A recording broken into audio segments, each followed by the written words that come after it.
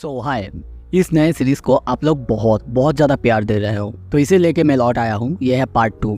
अगर आपको थोड़ा सा भी ये स्टोरी पसंद आ रहा है, प्लीज़ लाइक करो और कमेंट में बताओ, क्योंकि ये नया सीरीज़ है। इससे मुझे पता चलेगा कि हाँ, आपको ये पसंद आ रहा है।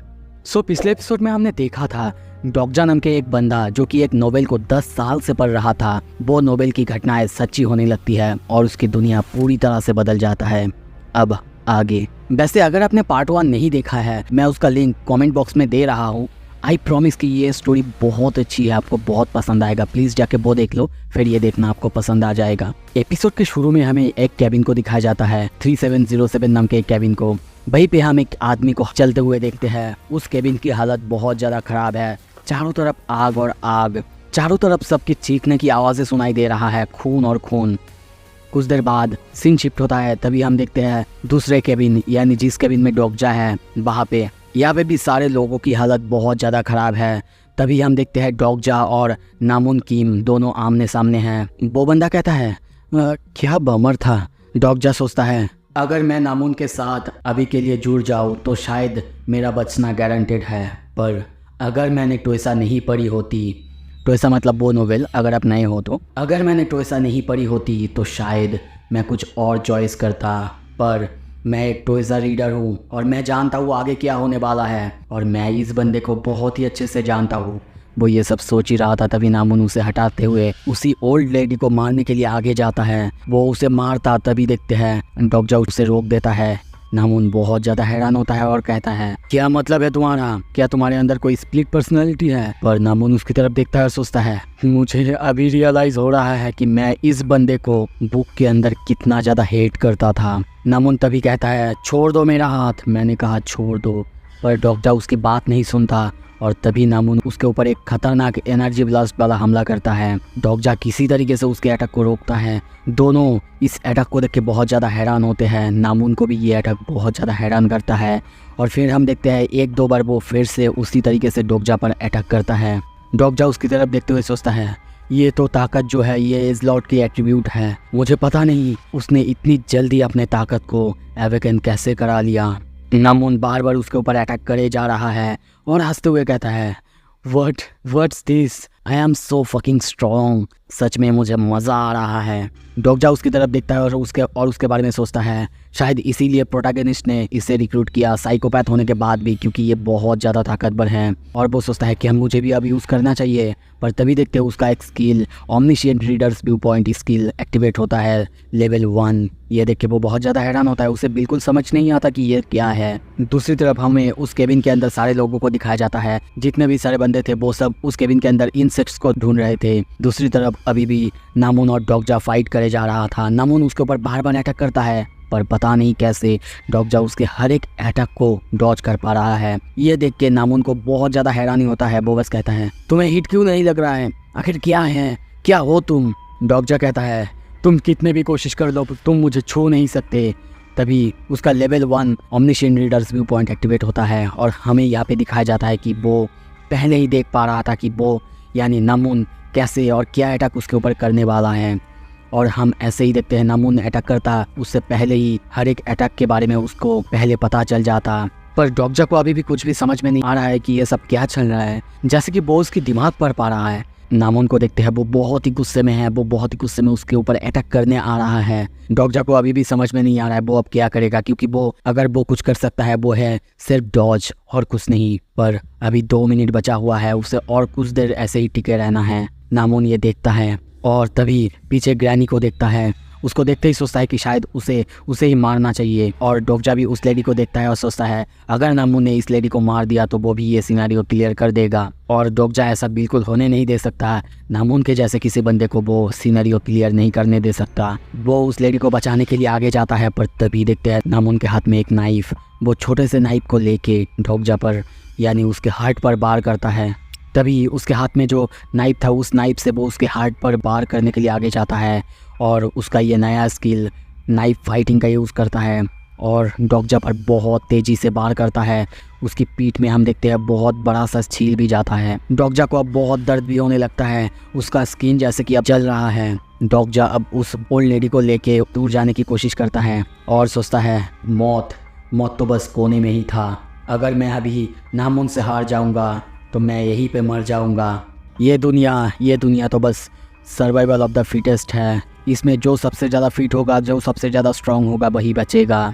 नहीं, दुनिया पहले से ही ऐसी ही थी। जंगल की लॉ ऐसा ही है। वहाँ पे जो जितना ज़्यादा स्ट्रांग होता है वो ही जीतता है। वो अपने पास्ट के बारे में सोचता है, अपने हर एक सिचुएशन के बारे में सोचता है जहाँ पे उसको मारा गया था, और सोचता है शायद मुझे भी ऐसा ही करना चाहिए। पर तभी पीछे देखते हैं नामुन उसको मारने के लिए अब आगे आ रहा था। पर तभी डॉगजा कहता है इंसेक्ट का जो एग होते हैं वो भी तो ऑर्गेनिज्म होते हैं, है ना। पर नामुन को कुछ भी समझ में नहीं आता। और तभी देखते हैं डॉगजा कहता है बिल्कुल बिल्कुल, हाँ, अगर मैंने यहाँ पे हेजिटेट किया तो मैं यहीं पे मर जाऊँगा, जो मैं नहीं होने दे सकता। और तभी अपने हाथ में और एक इंसेक्ट को वो फोड़ देता है। और वहीं पे हम देखते हैं एक एक करके अब उसको बहुत सारे बोनसेस मिलने लगता है। वहाँ पे लिखा हुआ आता है तुमने एक लिविंग ऑर्गेनिज्म को मार दिया है, तुमको 100 कॉइन्स बोनस मिलता है।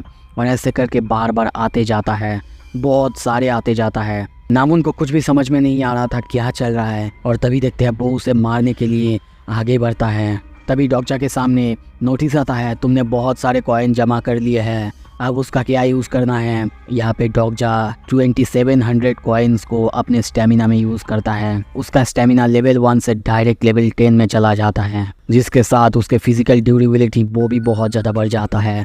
और तभी हम देखते हैं नामुन उसके ऊपर उसके छाती में जो नाइफ मारता है उससे उसको कुछ भी नहीं होता, बल्कि वो नाइफ, जैसे कि हम सुपरमैन को देखते हैं, वो नाइफ उसके बॉडी पे लगते हुए फिसल के बाहर निकल जाता है। नामुन को ये बिल्कुल समझ नहीं आ रहा था कि ये क्या है। तभी डॉगजा समझाता है कि ग्रास हॉफर्स जब उनका मेटिंग सीजन्स होता है एक बार में 100 से भी ज़्यादा एग्स देते हैं। और तभी नामुन की तरफ बहुत सीरियस होते हुए देखते हुए कहता है यहाँ पे मैं नहीं हूँ जो मरने वाला है, वो तुम होगे। अब सिर्फ 1 मिनट बचा हुआ है। नामुन उसकी तरफ देखते हुए हंसने लगता है और उसके ऊपर हम देखते हैं एक के बाद एक बाहर करते जाता है, उसे गाली देने लगता है। डॉगजा भी उसे देखने लगता है। अब सिर्फ 4 सेकंड 3 सेकंड बचा हुआ है, टाइम निकलते जा रहा है। और तभी नोटिस आता है तुम्हारा टाइम ख़त्म होता है। और तभी उसकी चीखने की आवाज़ आता है, वहाँ पे खूनों की बरसात होता है। और इसी के साथ हमें नोटिस मिलता है मेन सिनारियो ख़त्म हो चुका है, तुम्हारा वैल्यू प्रूव करने का समय एंड हो चुका है। जो सर्वाइवर्स कैबिन नंबर 3807 में बचे हुए हैं वो है 5। कुछ देर बाद हम देखते हैं वहाँ पे डोका भी आता है और ये देखते हुए कहता है अब ये बहुत ज़्यादा फैसिनेटिंग है, यहाँ पे आखिर क्या हुआ है। अरे मैं तो कुछ ही देर के लिए यहाँ से गया और देखो तुम लोगों ने यहाँ पे क्या मेस फैला के रखा है। और तभी हम देखते हैं केबिन के अंदर चारों तरफ खून और डेड बॉडी। और वहीं पे हम 5 लोगों को जिंदा देखते हैं जो सर्वाइवर्स बचे हुए हैं। एक एक करके हमें दिखाया जाता है यन सियोंग ली, संघाइयो, गिलियोंग ली, वियोंग हन। और तभी हमें दिखाया जाता है एक बॉडी और कोई नहीं, वो है नामुन किम, जिसका कि सर फट चुका है, मर चुका है। डॉगजा किम वो उसकी तरफ देखने लगता है। तभी पास्ट की सीन दिखाया जाता है, उसके मरने से पहले की सीन। उससे भीख मांग रहा था उसको बचा लेने के लिए। वो बार बार कहने लगता है लोगों की ज़िंदगी तो तुम्हारे लिए इम्पोर्टेंट है ना, प्लीज़ प्लीज़ बचा लो प्लीज़। वो उसको पकड़ लेता है पर डॉगजा बस उसको देखता रहता है और तभी उसका सर फट जाता है। और तब डॉगजा सोचता है तुम ठीक थे, मैं बिल्कुल तुम्हारी ही तरह हूँ, मैंने भी उन लोगों को नहीं बचाया है। मैं खुद से झूठ बोलूँगा अगर मैं बोलूँगा कि मैं गिल्टी महसूस कर रहा हूँ, पर पता नहीं क्यों ये बहुत ज़्यादा स्ट्रेंज है। वो अपने आप को शीशे में देखते हुए ये सब सोचता है और सोचता है क्यों मैं इतना ज़्यादा शांत हूँ। ऐसा लग रहा है जैसे कि मैं बस उस नोवेल को फिर से पढ़ रहा हूँ, ना कि उसमें पार्टिसिपेट कर रहा हूँ। तभी नोटिस में दिखाया जाता है उसने 124 लिविंग ऑर्गेनिजम्स को मार दिया है, जिसमें कि 1 ग्रासहॉपर्स और 123 ग्रासहॉपर्स एक था, जिसकी वजह से उसे बहुत सारे प्राइज और साथ में 3500 कॉइन्स मिले हैं। डेसीमीटर अचीवमेंट भी अनलॉक कर लिया है। एक एक करके उसे बहुत सारे ऐसे ही पॉइंट्स मिलते जा रहा था। पर तभी देखते हैं वो सब धीरे धीरे रुकता है। वो मन में सोचता है जिस दुनिया को मैं जानता था वो दुनिया पहले ही बर्बाद हो चुका है, पर नया दुनिया अब जन्म ले चुका है। सबवे जब अंडरग्राउंड से बाहर आता है, सब खिड़की से देखते हैं, पूरी दुनिया बदल चुका है। दुनिया में बाहर बहुत बड़े बड़े स्नेक्स जैसा कुछ देख के सभी बहुत ज़्यादा हैरान होते हैं, डर जाते हैं। तभी डोका भी फिर से कहता है, अब ये हुआ ना फैसिनेटिंग। डोकजा फिर से सोचता है, मैं ही वो वो रीडर जो कि सब कुछ जानता है कि ये दुनिया कैसे ख़त्म होने वाला है। अब हमें बाहर की दुनिया को दिखाया जाता है, जहाँ पे बहुत बड़े बड़े स्नेक्स और सबको देखते हैं जो कि उन्हीं के सबवे के ऊपर से जा रहा था। म्योंगहान संघाई ये देख के बहुत ज़्यादा डर जाते हैं। डोकजा तभी सोचता है, ये जो स्नेक्स लाइक मॉन्स्टर्स है, इसको हम इसी असुर कहते हैं या फिर नॉर्मली सी सर्पेंट कह सकते हैं। तो ऐसा में ये ग्रेड 7 मॉन्स्टर्स हैं। मुझे नहीं लगता कि ये अभी हम पर हमला करेंगे, क्योंकि ये सिनेरियोस के हिसाब से हमला करते हैं। जब तक ये कोई भी सिनेरियोस का पार्ट नहीं है, तब तक हम पे हमला तो बिल्कुल नहीं करेंगे। और तभी वो डोकाबी की तरफ देखता है। डोकाबी स्टार सिस्टम जैसे कुछ सिस्टम को देख रहा था अपने सामने। डोकजा गिनना स्टार्ट करता है, ऐसे 21 टोटल, और गिनता है कि वहाँ पे बहुत सारी यानी करीब 21 कॉन्स्टेलेशन है जो कि उसे देख रहा था। हमें यहाँ पे कॉन्स्टेलेशन के बारे में थोड़ा सा बताया जाता है कि ये यूनिवर्स के सबसे मिस्टीरियस बीइंग्स होते हैं, जो कि ये सब कुछ होते हुए डोकाबी के चैनल के माध्यम से बाहर से देखते हैं। और इस डोकाबी के चैनल पर अभी 21 व्यूअर्स है, जो कि एक न्यू भी डोकाबी के हिसाब से बहुत ज़्यादा है। और इसीलिए शायद ये डोकाबी खुशी से मरे जा रहा है। वो नामुन की तरफ देखता है और सोचता है, ओरिजिनल स्टोरी में तो नामुन इस केबिन के लगभग सभी को मार दिया था, पर अब शायद कुछ बदल चुका है। और तभी उसके सामने नोटिस आता है, नामुन किम के मौत की वजह से 2 कॉन्स्टेलेशन तुम्हारी तरफ हॉस्टिलिटी फील कर रहे हैं। कुछ देर बाद देखते हैं वो नामुन का जो नाइफ है वो उठा लेता है और सोचता है, मैं कल उनके पोजीशन में था, पर अब वो मुझे देख रहे हैं। उसे और नोटिस मिलता है, कुछ कॉन्स्टेलेशंस उसको देख के इम्प्रेस भी हो चुके हैं और उसको 500 कॉइन्स गिफ्ट भी करा है। वो सोचता है कुछ कॉन्स्टेलेशंस ज़रूर होंगे जो कि मुझे हेट करते होंगे, पर कुछ तो ज़रूर होंगे जो कि उसे सपोर्ट भी करते होंगे और करेंगे। और वो सोचता है, आई होप तुम लोग शो एंजॉय कर रहे हो। वो ये सब सोच ही रहा था, तभी पीछे से संघा आती है, उसे बुलाती है।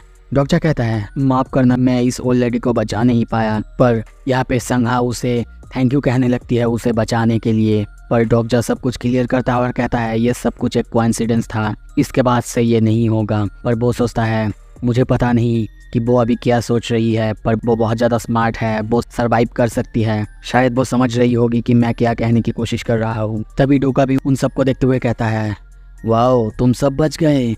और तभी बहुत खुश होता है और सारे कॉन्स्टेलेशंस को थैंक यू कहता है कि वो लोग उसके चैनल्स को देख रहा था। डोकजा एक एक करके सारे सर्वाइवर्स को देख रहा था। और तभी वो गियोन ली यानी उस बच्चे को देखता है जिसको कि उसी ने एक इंसेक्ट दिया था और उसको बचा लिया था। वो बच्चा अभी बहुत ज़्यादा चुपचाप है। कुछ देर बाद तभी उस बच्चे के पास जाता है और कहता है, हे किड, क्या तुमको बचना है? और मन में सोचता है, ये कोई सिंपैथी नहीं है, क्योंकि अगर मैं अपनी वर्ड्स को या फिर अपनी फीलिंग्स को बताऊँ तो ये और कुछ नहीं बल्कि हिपोक्रेसी है। और उस बच्चे को कहता है, अगर तुम्हें बचना है तो टीम अप कर लो। वो बच्चा भी सर हिलाता है। वो बाकी सबको भी देखता है। तभी डोका भी बात कर रहा था, पर तभी मिस्टर हान कहता है, क्या अब तुम हमें जाने दोगे? डोका भी कहता है, क्या तुम मुझे जाने देने के लिए कह रहे हो? क्या तुम्हें दिखाई नहीं दे रहा है कि बाहर क्या चल रहा है? आर यू श्योर कि तुम बाहर जाके जिंदा रह पाओगे? और तभी हमें बाहर सब कुछ दिखाया जाता है, जो देख के मिस्टर हान बहुत ज़्यादा डर चुका है। डोका भी कंटिन्यू करते हुए कहता है, एनीवेज आई एम इम्प्रेस्ड। वैसे भी मुझे इस केबिन से कोई भी एक्सपेक्टेशन नहीं था, पर तुम लोगों ने अपने आप को प्रूव कर दिया है। ऑफ कोर्स इसके लिए तुम लोगों को रिवॉर्ड तो ज़रूर मिलेगा। पता है तुम लोगों को कुछ कॉन्स्टेलेशंस स्पॉन्सर करने के लिए तैयार हैं। वो ये बहुत अच्छे से कहता है, पर कोई भी एक्साइटमेंट नहीं दिखाता। वो कहता है, अरे अरे, इतना सब कुछ होने के बाद भी तुम लोग एक्साइटेड नहीं हो? पता है ना ये बहुत बड़ी डील है। डोकजा सोचता है, ऑफ कोर्स उन लोगों को पता नहीं है, क्योंकि मैं ही हूँ वो जिसे कि पता है स्पॉन्सर क्या है। पर डोका भी सबको कहने लगता है, ओके मुझे तुम सबको बताने दो, अभी तुम लोग बहुत ज़्यादा कमज़ोर हो, तो अगर तुम लोगों को कोई भी स्पॉन्सर मिल जाता है या फिर कोई भी कॉन्स्टेलेशन तुम्हें स्पॉन्सर करता है तो तुम लोग अब से बहुत ज़्यादा ताकतवर बन जाओगे। पर नॉर्मली अब इस हालत में अगर तुम लोग वहाँ पे जाओगे, चूहे की तरह मारे जाओगे। क्या तुम लोग समझ गए? पर यह कहने के बाद भी हम देखते हैं उनमें से किसी किसी को समझ में नहीं आ रहा था। ये देखने के बाद डोका भी कहता है, गॉश तुम लोगों को कुछ भी समझ में ही नहीं आता है, एक्सप्लेन करना बेकार है, मैं तुम्हें डायरेक्ट दिखाता हूँ। और तभी वो चुटकी बजाता है। हम देखते हैं उनके पास कुछ नोटिस आता है। कुछ देर बाद देखते हैं डोगजा और सबके सामने कुछ नोटिसेस अपीयर होता है और उन्हीं में लिखा हुआ था स्पॉन्सर सिलेक्शन, जिनमें हम देखते हैं डोगजा को 4 कॉन्स्टेलेशन ने स्पॉन्सर करना चाहा है। डोगजा ये देख के सोचता है स्पॉन्सर, पर तभी संघा कहती है उसे कुछ भी समझ में नहीं आ रहा है। उसके सामने 2 स्ट्रेंज ऑप्शंस अपीयर हुए हैं, जो देख के डोगजा भी बहुत ज्यादा हैरान होता है कि संघा जैसे किसी को 2 कॉन्स्टेलेशंस ने स्पॉन्सर किया है। और वो सोचने लगता है कॉन्स्टेलेशंस वही होते हैं जो हमें सपोर्ट करते हैं, जो हमें पावर्स देते हैं। ये एक तरह का मेन इवेंट है टोयसा के अंदर। दोस्तों यहाँ पे मैं नरेट करता जा रहा हूँ और दिखाता जा रहा हूँ, आई होप कि आप लोग समझ जाएंगे। स्पॉन्सर सिलेक्शन एक माध्यम है जिसमें कॉन्स्टेलेशन जो होते हैं, जो कि डोकाबी के चैनल से तुम्हें देख रहे हैं, ह्यूमंस को देख रहे हैं, वो अपनी इनकारनेशन या फिर स्पॉन्सर उन्हें कर सकते हैं। मेरे लिए 4 कॉन्स्टेलेशन ने स्पॉन्सर किया है, मतलब मैं अगर किसी को चूज करूंगा तो वो मेरे इनकारनेशन हो जाएंगे। पर कॉन्स्टेलेशंस कभी भी अपने आप को या फिर अपना नाम, अपना ट्रू नेम कभी भी रिवील नहीं करते। तो अब डोगजा के पास जो 4 स्पॉन्सर्स आए हैं तो उसमें है एबीसीएल एंड डिमंड एंड गार्डन। पर मैंने तो टोयसा को पढ़ लिया है, चलो देखते हैं अब ये कौन कौन है। तो पहला जो है वो है द एबसीएल ब्लैक फ्लेम ड्रैगन। ये बहुत ज़्यादा पावरफुल है, ये अपने इनकारनेशन को बहुत ज़्यादा पावर्स भी देते हैं। अगर इसकी ट्रू नेम की बात करूँ तो ये बहुत ज़्यादा लंबा है, पर इसका नेगेटिव जो है, ये अपने इनकारनेशन को बहुत ज़्यादा पावर्स तो देता है पर सब कुछ यहीं पे ख़त्म होता है, क्योंकि जितना ज़्यादा तुम इसके पावर्स को यूज़ करने लगोगे उतना ज़्यादा तुम अपने दिमाग, अपने सेंसेस को खोने लगोगे। बेसिकली तुम साइकोटिक होने लगोगे। इसके एट्रीब्यूट एजलॉट को ज़्यादा सपोर्ट करते हैं, जैसे कि नामून। तो पता नहीं मुझे कि इसने मुझे क्यों चूज़ किया। चलो देखते हैं सेकेंड वो क्या है। मुझे सच में बहुत ज़्यादा हैरानी हो रहा है। डिमोनिक जज ऑफ फायर, इसने भी मुझे स्पॉन्सर किया है, पर अगर आप इसके नेम को देखोगे शायद आपको लगेगा कि ये डिमोनिक है, पर एक्चुअली नहीं। पर इसका डिमोनिक नेम का मतलब है कॉन्स्टेलेशन। अगर दूसरे वर्ड्स फायर और जज को देखें तो ये एंटिटी फायर से अपनी जजमेंट करता है, मतलब ये ही नहीं शी है। और इसके रियल नेम है आर्कएंजल यूराएल। मुझे अभी भी याद है किसी ने इसे चूज किया था। यूराएल एक बैड चॉइस तो नहीं है, पर मैं अपने बाकी ऑप्शंस को पहले देखूंगा।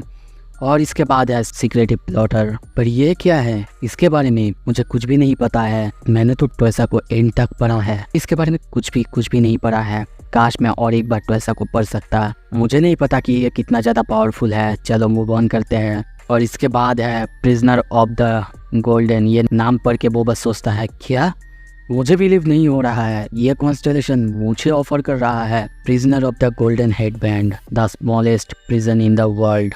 ये और कोई नहीं, द गोल्डन गेज और फ्यूरी इसके आँख में है। ये है द मंकी किंग। इसका अगर ट्रू नेम बताओ तो इसका नाम है the great sage heaven's equal son Wukong. One of the main character जो कि इसने स्पॉन्सर किया था। इसके पास इतना ज़्यादा पावर है कि अपने सिर्फ एक बार में, एक स्विंग में वो बहुत सारे मॉन्स्टर्स को मार सकता है। मुझे अभी भी वो पैसेज बहुत ही क्लियरली याद है क्योंकि ऑथर ने खुद इसको एम्फेसाइज किया था।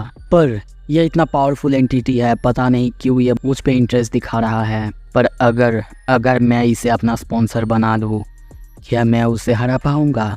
वो अपने सामने उसी केबिन को देखने लगता है। कुछ देर बाद हम देखते हैं स्पॉन्सर सिलेक्शन खत्म हो चुका है। डोका भी सबको देखते हुए कहता है, ओके एवरीवन, तुम लोगों का खत्म हो चुका है, पर मज़ा आया। तुम में से कोई ऐसा है जो कि इंटरेस्टिंग चॉइस लिया है? वेल, कोई बात नहीं, इसके बाद भी बहुत सारे अपॉर्चुनिटीज़ मिलेंगे। चलो अब सबका काम खत्म हो चुका है। मैं तुम लोगों से 10 मिनट के अंदर मिलता हूँ। मैं तुम लोगों से नेक्स्ट सिनेरियो में 10 मिनट के अंदर मिलता हूँ। ये कहते हुए वो वहीं पे गायब हो जाता है। कुछ देर बाद डोगजा सबको एक साथ होने के लिए कहता है। वहीं पे वो हियोन सेओंग से मिलता है। वो दोनों हाथ मिलाते हैं, पर उसका हाथ का ग्रिप बहुत ज़्यादा था। उसकी ताकत देख के डोगजा सोचता है कि शायद उसे उसके टीम में लेना ही होगा। हियोन सेओंग उसे आके थैंक यू कहता है उसको बचाने के लिए। वो लोग बात कर ही रहे थे, तभी पीछे से मिस्टर हान आता है। उसके कंधे पे हाथ देते हुए कहता है, तुमने बहुत अच्छा काम किया रुकी। डोगजा, तुम्हें पता है ना मैं कौन हूँ? डोगजा पीछे देखते हुए कहता है, हाँ मियोंग हान, मैं तुम्हें जानता हूँ। ये सुन के उन्हें बहुत ज़्यादा अजीब लगता है और कहता है, क्या तुमने मुझे मिस्टर हान कहा? डोगजा कहता है, हाँ बिल्कुल, क्योंकि हम काम पे बिल्कुल नहीं है अभी, है ना। पर वो उसके ऊपर गुस्सा करने लगता है। वो ऐसा कैसे कह सकता है, और बड़बड़ करे जा रहा था। पर तभी डोगजा कहता है, शट अप मियोंग हान, और उसको समझाने लगता है कि ये अभी उसकी वो दुनिया नहीं है जहाँ पे वो उसके ऑफिस में काम करा करता था। ये वो दुनिया है जिसमें कि वो ऑफिस शायद अभी बचा ही नहीं है। शायद मियोंग हान देख नहीं पा रहा है या फिर समझ नहीं पा रहा है कि बाहर की दुनिया में क्या चल रहा है। और ऐसे ही करके वो सबको बोलता है डोकाबी ने जो कहा है वो शायद सबको अब तक रियलाइज़ हो चुका है। ह्योंग सेयोंग पूछता है ये बहुत अच्छा है कि किसी को तो पता है कि यहाँ पे क्या चल रहा है। डोकजा क्या तुम्हें कोई आइडिया है यहाँ पे क्या चल रहा है? और तभी नोटिस आता है ह्योंग संग ली वो तुम पर ट्रस्ट कर रहा है। डोकजा उसे बताता है पहले उसे उन सबको यहाँ से निकालना होगा। पर यह सुन के सबको डर लगता है क्योंकि बाहर बहुत सारे स्नेक्स और सब कुछ है। वो सब कहने लगते हैं कैसे तुम ऐसे कह सकते हो, क्या तुम्हारे पास दिमाग नहीं है? सब उस पर चढ़ जाते हैं। पर तभी सामने वाला जो केबिन था उसमें ज़ोर से ब्लास्ट होता है। बाहर से कोई यहाँ पे आने की कोशिश करता है। डोकजा ये देख के सबको बताता है। उस केबिन में हम देखते हैं कोई बहुत ज़ोर से उस दरवाजे पर लात मारे जा रहा था। डोकजा सोचता है ये बिल्कुल ऑब्वियस है कि वहाँ पे कौन है। डोकजा डर जाता है कि वो आ रहा है true protagonist of the story, मतलब इस स्टोरी का जो मेन कैरेक्टर है वो उनके सामने आ रहा है। ये समझते ही वो सबको कहता है हम सबको यहाँ से निकलना ही होगा चाहे कुछ भी हो जाए। अगर वो लोग यहाँ से नहीं जाएंगे तो वो लोग बच नहीं पाएंगे। पर अभी भी उसकी बात किसी को समझ में नहीं आ रहा था। डोकजा समझाता है कि उस कमरे में जो सर्वाइवर है उसने सबको मार डाला है, सबको, तो अगर अभी भी उन्हें उससे मिलना है तो मिल सकते हैं। ये सुनने के बाद ही ह्योंग सेयोंग के साथ संघा और सब कोई मान जाते हैं और बाहर जाने का रास्ता ढूंढने लगते हैं। पर बहुत ढूंढने के बाद भी उन्हें दरवाज़ा नहीं मिल रहा था। दूसरी तरफ उस केबिन के दरवाजे को फूटते हुए देखते हैं, मतलब वो खुलने ही वाला है। डोकजा अब डर चुका है। पर तभी हम देखते हैं संघा एक तरफ देखते हुए कहती है डोकजा यहाँ पे आओ, यहाँ पे शायद एक दरवाज़ा है, हमें ये सब ओपन करना ही होगा। कुछ देर बाद हम देखते हैं वहाँ पे सब इकट्ठे होते हैं और वहीं पे हम एक दरवाजे को देखते हैं पर वो खुल नहीं रहा था, वो टूट चुका है। डोकजा अपने कॉइन्स को यूज़ करने के बारे में सोचता है पर अभी अगर वो सारा कॉइन्स यूज़ कर लेगा ये डेंजरस है क्योंकि पता नहीं उसके सामने क्या आने वाला है। तभी देखते हैं वो ह्योंग सेयोंग ली की कैरेक्टर प्रोफाइल देखता है और वो देख के वो कहता है अपनी स्किल को यूज़ करो क्योंकि उसके पास बहुत ज़्यादा स्टेमिना है। ये सुन के ह्योंग सेयोंग को कुछ भी समझ में नहीं आ रहा था। वो सोचता है शायद उसकी कॉन्स्टेलेशन जो उसको सपोर्ट कर रहा है साथ में उसकी एट्रीब्यूट सेम है, जो कि नोबेल में था वो सेम है। वो उसे यूज़ करने के लिए कहता है पर ह्योंग सेयोंग को कुछ भी समझ में नहीं आ रहा था। वो कहता है वेल मैंने देखा तो था एट्रीब्यूट विंडो में पर मुझे पता नहीं कैसे यूज़ करते हैं। डोकजा कहता है बस इमेजिन करो कि तुम उसे यूज़ कर रहे हो। वो कहता है क्या इतना ही? और तभी देखते हैं वो चीखने लगता है, उस दरवाजे को खोलने लगता है और अपनी पूरी ताकत लगाने लगता है। और कुछ ही देर बाद हम देखते हैं उसकी बॉडी ग्लो करने लगता है और वो दरवाज़ा खुल जाता है। जो देख के वो बहुत ज़्यादा खुश होता है। डोकजा को देख के कहने लगता है ये सच में काम करा। वो लोग कैबिन से बाहर आते हैं और दौड़ने लगते हैं पर डोकजा बस सोच रहा है स्टील डोर जो कि अभी कनेक्टेड है सबवे 3707 से बहुत जल्दी ही ब्रेक होने वाला है। वो सबको भागने के लिए कहता है और फिर से सोचता है पर अगर मुझे अभी भी सही से याद है स्टील डोर वो असल प्रॉब्लम नहीं है। तभी डोकाबी का आवाज़ आता है गॉश मुझे पता था ऐसा ही होगा। उनके ऊपर हम डोकाबी को देखते हैं। वो कहता है मैंने तुम लोगों को पहले कह दिया था ना कि वहीं पे रहो। मैंने अब तक नेक्स्ट सिनेरियो पूरी तरह से प्रिपेयर नहीं किया है पर चलो अब मेरे पास कोई रास्ता नहीं है। तुम लोग बहुत बहुत लकी ह्यूमन बींग्स हो। और तभी सेकेंड सिनेरियो स्टार्ट होता है जो कि है subway scenario escape. Time limit है 20 मिनट्स, रिवार्ड है 200 कॉइन्स। पर उसमें कोलैप्स ब्रिज के बारे में लिखा हुआ था। जो देख के संघा कहता है डोकजा सब कुछ तो ठीक है पर इसमें एक बात तो सही नहीं है, कोलैप्स ब्रिज ये क्या है? डोकजा भागते हुए कहता है चिंता मत करो बस भागते रहो। और मन में सोचता है संघा ठीक कहती है, ब्रिज अब तक टूटा नहीं है क्योंकि हम लोग बहुत जल्दी बाहर से निकल आए हैं। पर इसका मतलब ये ज़रूर है कि जल्दी ही ये ब्रिज टूटने वाला है। और तभी देखते हैं सब लोग ब्रिज को पार करने के लिए भागने लगते हैं और तभी नीचे से बहुत बड़ा सा एक सी सर्पेंट बाहर आता है। जो देख के डोकजा सोचता है शायद ये कोई कमांडर होगा, इसके साइज नॉर्मल से बहुत बड़ा है। वो सर्पेंट हम देखते हैं ब्रिज की तरफ जाता है और जल्दी ही ये ब्रिज टूटने वाला है। वो लोग ये देखते हुए बहुत तेजी से भागने लगते हैं। अब उनको भागने के लिए सिर्फ 200 यार्ड्स ही बचा हुआ है और अगर ऐसे ही वो लोग भागते रहे तो जल्दी पहुंच जाएंगे।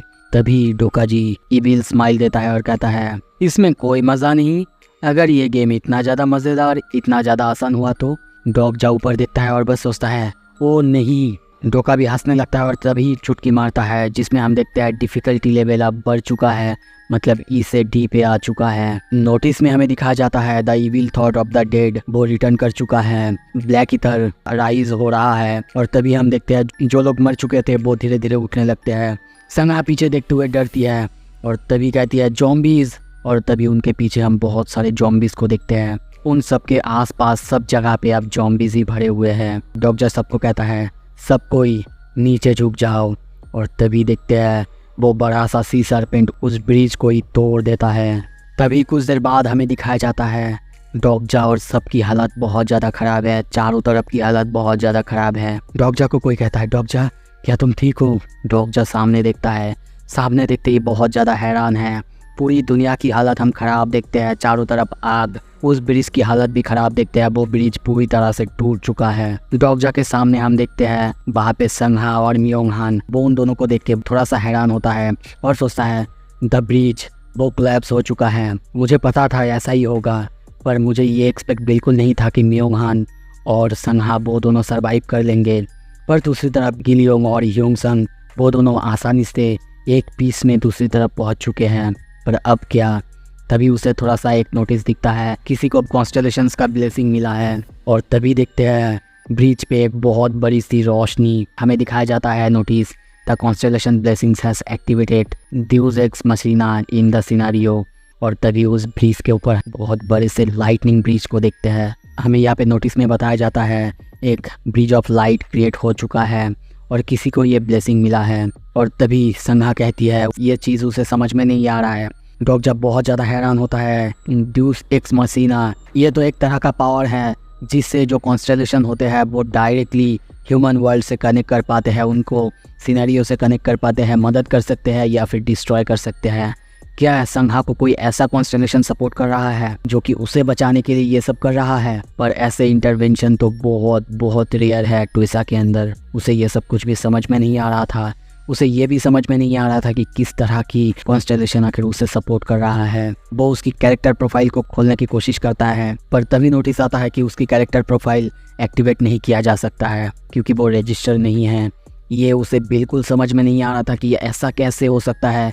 क्या कोई स्पेशल कॉन्स्टेलेशन है जो कि उसे सपोर्ट दे रहा है, पर कैसे?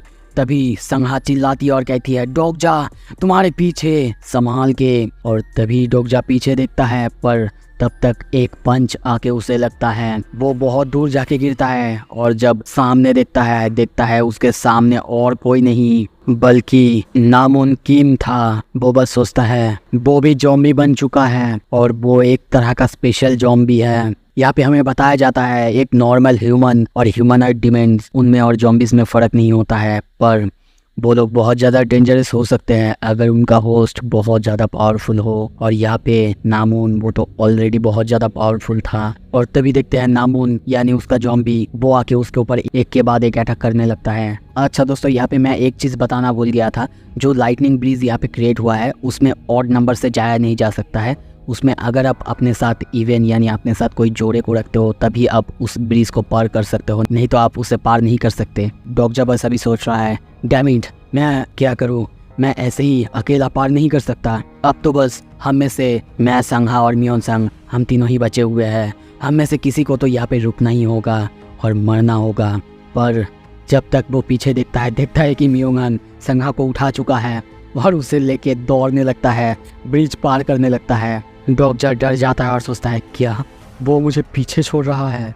वो उसकी भी कैरेक्टर प्रोफाइल ऑन करने के बारे में सोचता है, पर सेम ही नोटिस आता है कि उसकी कैरेक्टर प्रोफाइल को ब्राउज नहीं किया जा सकता है, वो रजिस्टर नहीं है। वो बिल्कुल समझ नहीं पा रहा है कि ये सब आखिर क्या हो रहा है और क्यों हो रहा है। पर तभी उसे समझ में आता है क्योंकि वो लोग टोएसा का कोई कैरेक्टर थे ही नहीं, मतलब उनके नाम से या फिर उनके जैसे कोई कैरेक्टर टोएसा बुक में, टोएसा नोवेल में था ही नहीं। तभी नामुन रोआर करने लगता है, चिल्लाने लगता है। डॉगजा के चारों तरफ हम बहुत सारे ज़ॉम्बीज़ को देखते हैं जो कि उसे घेर लेते हैं, उसको मारने लगता है। डॉगजा सोच रहा है कम ऑन, कुछ तो ऐसा होगा, मैं ऐसे ही अकेला ब्रिज क्रॉस नहीं कर सकता। क्या मैं कोई भी डिमन को अपने साथ ब्रिज क्रॉस करवा सकता हूँ? नहीं, शायद ये वर्क नहीं करेगा। अभी भी 15 मिनट बचा हुआ है। डोका भी उसे देखते हुए हंसते हुए कहता है वाओ तुम तो बहुत अमेजिंग हो। ओके, क्या कोई कॉन्स्टेलेशन है जो कि इसको भी मदद करना चाहेगा? पर कोई नहीं आता उसको मदद करने के लिए। डॉक्जा अभी भी एक एक जॉम्बी से फाइट करे जा रहा है।